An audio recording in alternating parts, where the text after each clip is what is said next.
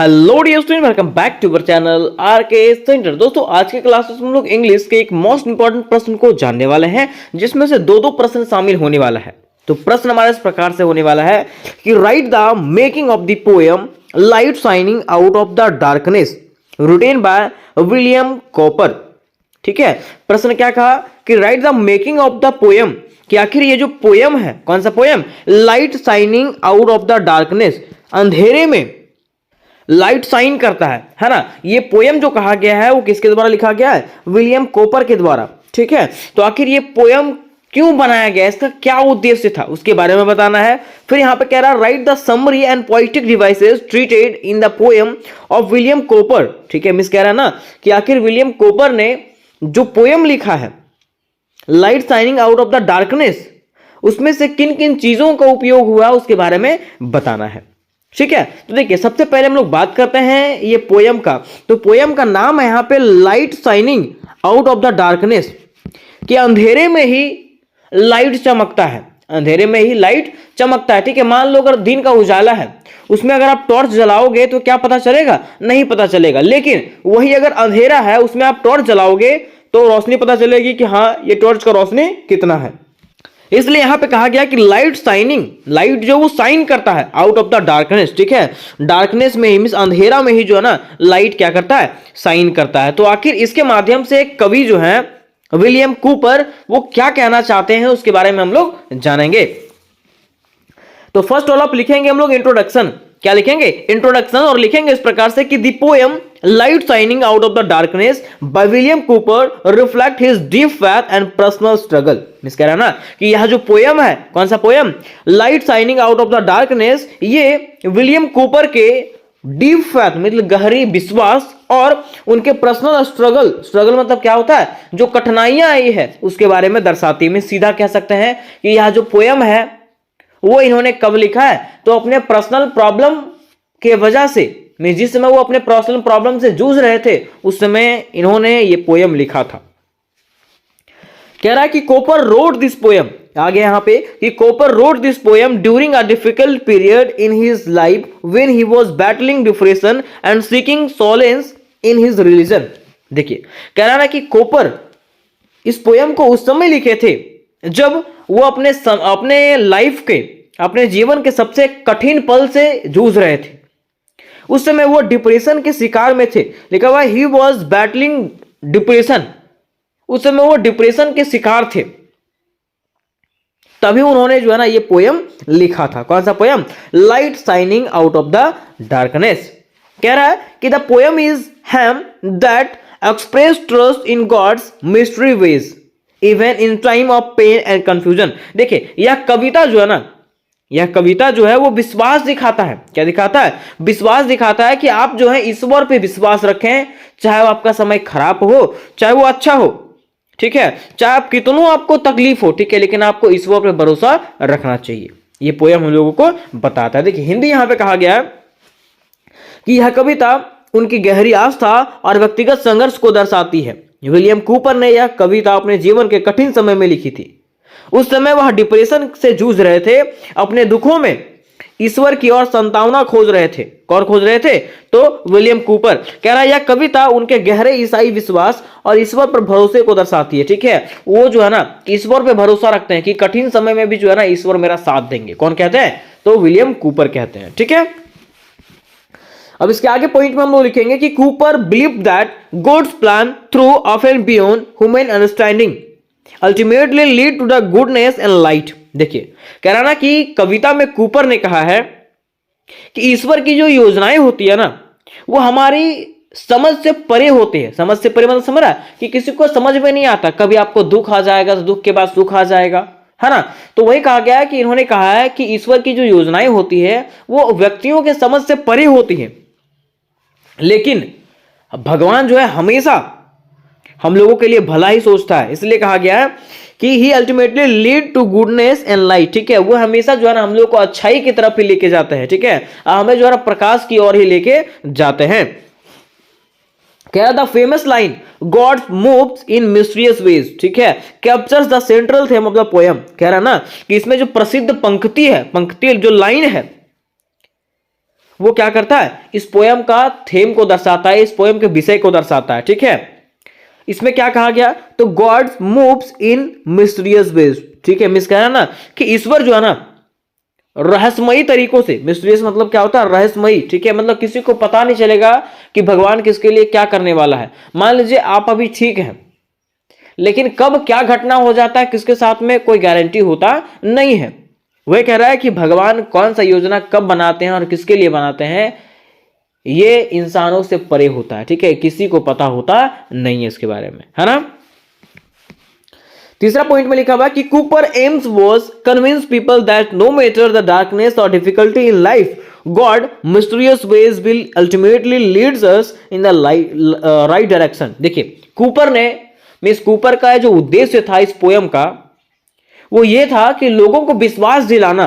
लोगों को क्या विश्वास दिलाना, तो लोगों को विश्वास दिलाना जाए कि चाहे हमारे जीवन में कितना भी अंधेरा क्यों ना हो, चाहे हमारे जीवन में कितनी भी डिफिकल्टी, कितनी भी प्रॉब्लम, कितनी भी समस्याएं क्यों ना आ जाए, लेकिन हम लोगों को जो है हमेशा ईश्वर पे भरोसा रखना चाहिए। ये कौन कहते हैं, तो कूपर कहते हैं, क्योंकि ईश्वर ही एक ऐसे प्राणी हैं जो हमें सही दिशा में ले जा सकते हैं। ये कौन कहते हैं, तो कूपर कहते हैं। तो इस प्रकार से आपको स्टार्टिंग में लिख देना है। अब यहाँ पे बात ही आती है कि चलिए बताइए कि अबाउट दिस पोयम, कि इस पोयम के बारे में आप क्या क्या जानते हैं उसके बारे में बताना है ना। तो कह रहा है कि William Cooper poem light shining out the darkness is a hymn that express faith in God mysterious ways and trust in his plan even during difficult time. देखिए, कह रहा है कि विलियम कूपर का जो ये पोयम है, कौन सा poem, light shining out of the darkness, ये जो एक गीत के जैसा है। किसके जैसा है, एक गीत के जैसा है जो क्या करता है, दैट एक्सप्रेस फेथ, जो क्या करता है, भरोसा दिलाता है। किसमें, भगवान के कामों में। ठीक है, कि भगवान का जो कार्य करते हैं सबके लिए अच्छा ही करते हैं, लेकिन किसी को पता चलता नहीं है ना। कह रहा है कि God's mysterious ways and trust in his plan. ठीक है, और हमेशा जो है ना उस पर विश्वास रखिए, उसके प्लान पे विश्वास रखिए, क्योंकि वो जो योजना बनाते हैं वो रहस्यमयी तरीके से बनाते हैं और वो सबके लिए अच्छा सोचते हैं। कह रहा है here the making of the poem explain in simple points. ठीक है, और नीचे जो है ना इस पोयम को सिंपल तरीके से आसान भाषा में क्या किया गया है, समझाया गया है। देखिए, पहला यहां पे टॉपिक हम लोग को बनाना है कि what inspired William Cooper to write the poem. Means ऐसा कौन सा चीज है जिसके कारण से विलियम कूपर जो है ना इस पोयम को लिखने के लिए अग्रसरित हुए, मींस इंस्पायर्ड हुए। ठीक है, तो कह रहा है कि Cooper struggle with depression and mental health issues through out his life, his deep faith in God help him navigate these challenges. This poem reflects his belief that even in the darkness moment God has a purpose and his guidance will lead to the clarity and peace. देखिए, कह रहा कि Cooper का struggle and depression, उसके साथ साथ उनका जो मेंटल हेल्थ इशू जो था, उसके वजह से विलियम कूपर ने ये पोयम लिखा था। मीन्स कह सकते हैं कि उनकी स्वास्थ्य संबंधी जो समस्याएं थी, उनके लाइफ में जो स्ट्रगल था, समस्याएं थी, उसके वजह से जो है ना वो डिप्रेशन में चले गए थे। जब डिप्रेशन में चले गए तो डिप्रेशन के समय में जो है ना वो क्या किए थे, ये पोयम लिखे थे, है ना। कह रहा है कि his deep faith in God help him navigate this challenges. ठीक है, और उनका जो भगवान के प्रति क्या था, भरोसा था, वो क्या करता है, उनको इन चैलेंजेस से दूर करने का प्रयास करता है। ठीक है, वो इनके समस्याओं से दूर करता है उसको, है ना। कह रहा है this poem reflect his belief that even in the darkest moment God has a purpose. देखिए, ये पोयम में कहा गया है कि कवि को जो है ना भरोसा है, किस पे भरोसा है, तो भगवान में भरोसा है कि कोई भी कितना भी संकट का समय क्यों ना आ जाए, लेकिन भगवान के पास जो है ना वो उद्देश्य होता है। अगर आपके पास संकट आ रहा है, अगर आपका समय गलत चल रहा है, तो सही समय भी आपका आएगा, है ना। कह रहा है and his guidance will lead to clarity and peace. ठीक है, और उनके गाइडेंस में रहने के बाद जो है ना हम लोग को शांति ही शांति मिलेगा। ये कौन कहते हैं, विलियम कूपर कहते हैं। ठीक है, वही देखो हिंदी में लिखा हुआ कि कूपर ने जीवन भर अवसाद और मानसिक समस्याएं का सामना किया। उनके जीवन में गहरी धार्मिक आस्था थी जिसने उन्हें इन कठिनाइयों से जूझने में मदद किया। कह रहा है कि यह कविता उनके विश्वास को दर्शाती है कि जब जीवन अंधेरे से घिरा हुआ होता है तब भी भगवान की योजना और मार्गदर्शन जो है ना हमें शांति और स्पष्टता की ओर ले जाता है। ये कौन कहते हैं, विलियम कूपर कह रहे हैं। ठीक है, अब दूसरा पॉइंट हम लोग बनाएंगे what is the main message of the poem, कि ये जो पोएम है उसका मेन मैसेज क्या है, मकसद क्या है, मुख्य मकसद क्या है। तो कह रहा कि the main message is that God works in mysterious ways and even when life feel confusing and painful his plans are ultimate for good for those who trust him. देखिए कह रहा ना कि ये जो पोएम है उसका मैसेज यही है कि भगवान जो है ना रहस्यमयी तरीके से कार्य करते हैं। रहस्यमयी मतलब किसी को पता चलता नहीं है, लेकिन फिर भी भगवान कार्य करते हैं, आपके लिए भला ही सोचते हैं। कह रहा उनका कार्य करने का तरीका किसी को समझ में आता नहीं है, वो कंफ्यूजिंग लगता है, लेकिन उनका जो प्लान होता है वो हमेशा उनके लिए सही होता है, जो उन पे क्या करते हैं, भरोसा करते हैं।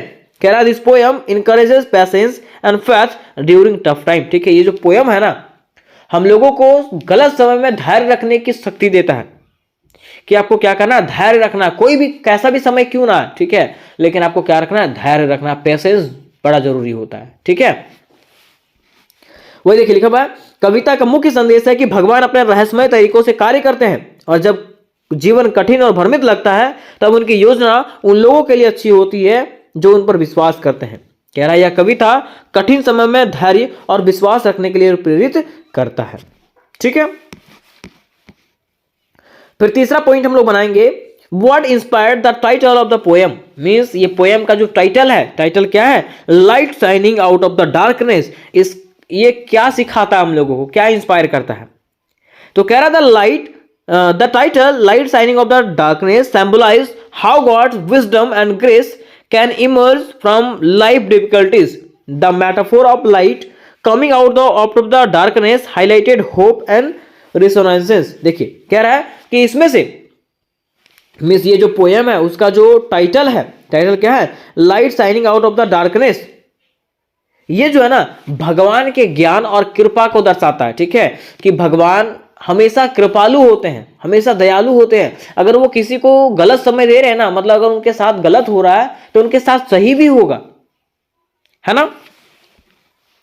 वही कहा गया कि the metaphor of light coming out of the darkness highlighted hope and realization. Miss कह रहा है ना कि अंधकार से प्रकाश का उभरना उम्मीद और आश्वासन का प्रतीक है। ठीक है, अगर लोगों के जीवन में अंधकार आता है तो उसके जीवन में प्रकाश भी कभी आएगा। ऐसा नहीं है कि अगर वो अंधकार से जूझ रहा है तो हमेशा वो अंधकार से जूझेगा, नहीं। ठीक है, अगर उसका समय गलत है तो उसका अच्छा समय भी आएगा। ये कौन कहते हैं, विलियम कूपर कहते हैं।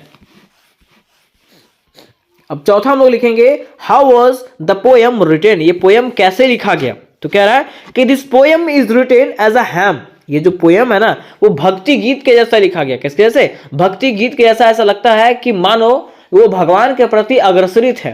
वो सारे कुछ जो है ना भगवान के प्रति कहते हैं कि हमारा जो जीवन है वो भगवान पर निर्भर करता है। ठीक है, हमारे जीवन में क्या होगा वो भगवान जानते हैं, है ना। कह रहा है using simple and mathematic language to convey his message clearly. कह रहा है ना कि ये जो पोएम है उसको गीत के जैसे गाया गया है, गीत के जैसे लैंग्वेज में बताया गया है और इसके मैसेज को क्लियरली बताया गया है। कह रहा Cooper wanted to write something that could be sung और recited in worship making it accessible to many people. देखिए कह रहा है कि कॉपर ने कुछ ऐसा लिखा है जो लोग क्या कर सकते हैं, इसको पूजा या तो श्रद्धा के समय भी जो है ना गा सके या तो सुन सके। मीन्स ये पोएम इस प्रकार से लिखा गया है कि इसको आप पूजा करते समय गा भी सकते हैं और सुन भी सकते हैं। ठीक है, अब देखिए पांचवा पॉइंट हम लोग बनाएंगे, what was the purpose of the poem. कि कोई भी पोएम जो है, मतलब ये जो पोएम है उसका पर्पस क्या है, उसका उद्देश्य क्या था। ये जो पोएम है उसका उद्देश्य क्या था। तो मैंने आपको बताया था कि ये पोएम का उद्देश्य यही था कि लोगों को बताना कि अगर आपका समय खराब है तो आपका अच्छा समय भी आएगा, है ना। क्योंकि भगवान सबके लिए हैं, एक के लिए है क्या, नहीं। ठीक है, अगर आपका समय खराब है तो आपका अच्छा समय भी आएगा। कह रहे Cooper wanted to comfort and inspire other who might be struggling with life uncertainties. The poem teaches people to trust in God timing and believe that even hardship have a purpose. देखिए Cooper जो है ना, copper का ये poem का उद्देश्य था लोगों को संतावना देना और प्रेरणा देना। क्या करना, लोगों को संतावना देना और प्रेरणा देना कि अगर आप कई अनिश्चित कठिनाइयों से जूझ रहे हैं तो आपका समय सही आएगा, है ना। कह रहा था poem teaches people to trust in God timing, ठीक है। ये पोएम जो है ना सिखाता है कि आप भगवान के समय पे जो है ना भरोसा रखिए। अगर आपका समय खराब चल रहा है, ठीक है, तो समय अच्छा आएगा, है ना। And believe that even hardship has a purpose, और विश्वास रखिए कि कठिनाइयां अगर आपके लाइफ में है तो उसका भी कोई उद्देश्य है। अगर कठिनाई से आप जूझ रहे हैं तो कठिनाइयों का भी कोई उद्देश्य होता है, ठीक है। कठिनाई के बाद हो सकता है अगर आपको बढ़िया मौका मिल जाए। जैसे मान लीजिए आप मेहनत कर रहे हैं, मेहनत करके पूरा पढ़ रहे हैं, ठीक है, आपको लग रहा है कि नहीं यार नहीं हो रहा जॉब, ठीक है, लेकिन फिर भी आप कठिन मेहनत कर रहे हैं, तो एक दिन ऐसा आएगा कि आप सफल हो जाओगे, है ना। तो वही यहाँ पे पॉइंट बताते हैं कि अगर किसी के लाइफ में अंधेरा है तो उसके जीवन में उजाला एक न एक दिन अवश्य आएगा, है ना। तो कंक्लूजन लिखेंगे इस प्रकार से हम लोग, कंक्लूजन का मतलब निष्कर्ष लिखेंगे इस प्रकार से कि by reflecting on his our experience and faith William Cooper created a timeless hymn that continues to provide hope and strength to readers and worshippers. देखिए कह रहा है ना कि अपनी व्यक्तिगत जीवन की यात्रा और विश्वास के अनुभवों के आधार पर जो है ना विलियम कॉपर ने एक ऐसी कविता लिखी जो आज भी पाठकों मतलब समझते हैं जो पढ़ने वाले हैं, ठीक है, और भक्तों को क्या करता है, आशा देता है, शक्ति देता है कि हाँ अगर आपका समय खराब है तो आपका समय अच्छा भी आएगा। तो उम्मीद करते दोस्तों कि यह प्रश्न आपको क्लियरली समझ में आया होगा, और यह प्रश्न आपको क्लियरली समझ में आ गया होगा। तो इससे रिलेटेड जितने भी प्रश्न हैं सारे के सारे प्रश्न मैंने करवाए हैं, जिसका लिंक आपको डिस्क्रिप्शन बॉक्स में मिल जाएगा। तो इससे रिलेटेड अगर कोई प्रश्न हो गए तो मुझे कमेंट करिएगा। मिलता है नेक्स्ट वीडियो में, तब तक के लिए जय हिंद जय भारत।